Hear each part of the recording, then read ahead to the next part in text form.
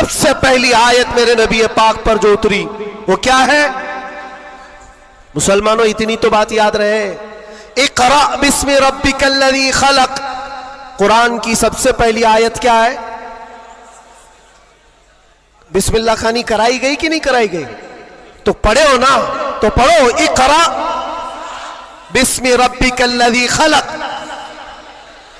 اقرأ کا مطلب ہوتا ہے اے محبوب پڑھو، اے رسول پڑھو۔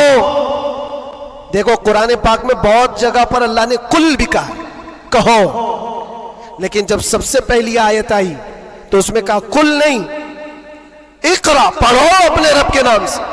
اور ایک بزرگ نے بہت اچھی بات کہی، یہ اس سے کہا جاتا ہے پڑھو۔ جبرائیل امین آئے حضور پاک صلی اللہ علیہ وسلم سے کہنے لگے اقرأ بسم ربک الذی خلق۔ 3 بار تو حضور نے نہیں پڑھا تھا، صرف وہ اقرأ اقرأ کہہ رہے تھے۔ چوتھی بار جبرائیل نے کہا اقرأ بسم ربک الذی خلق، پڑھو اپنے اس رب کے نام سے جس نے پیدا کیا۔ نبی پاک نے پڑھا، اور اقرأ اس کو کہا جاتا ہے جو پہلے سے پڑھا ہوا ہو۔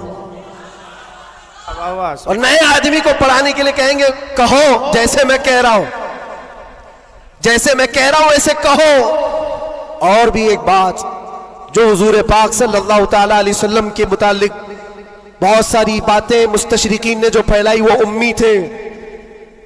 امی کا معنی کچھ نہ ہنجار لوگ ان پڑھ کرتے ہیں کہ ان کے رسول ان پڑھ تھے، ان پڑھ نہیں، امی کہتے ہیں جو کسی سے نہیں پڑھا ہوا ہو، اس کا استاد نہیں لیکن وہ سب کا استاد ہے۔ سبحان اللہ سبحان اللہ۔ اب ایک بات تو مجھے بتاؤ، قرآن کہتا ہے الرحمن علم القرآن خلق الانسان، 3 آیتیں۔ الرحمن رحمان اللہ رب العزت، علم القرآن اس نے قرآن سکھایا۔ تیسرے نمبر پر ہے خلق الانسان، اس نے انسان کو بنایا۔ مجھے ایک بات بتاؤ، رحمان دوسرے نمبر پر آئے تھے، اس نے قرآن سکھایا۔ تیسرے نمبر پر آئے تھے، اس نے انسان کو پیدا کیا۔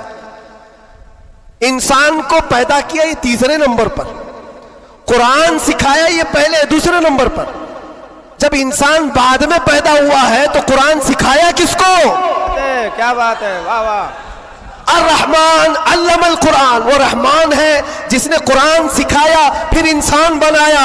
مفسرین فرماتے ہیں یہ جو انسان پیدا کیا اس سے مراد آدم علیہ السلام ہے، اور قرآن سکھایا اس سے مراد محمد رسول اللہ۔ سبحان اللہ۔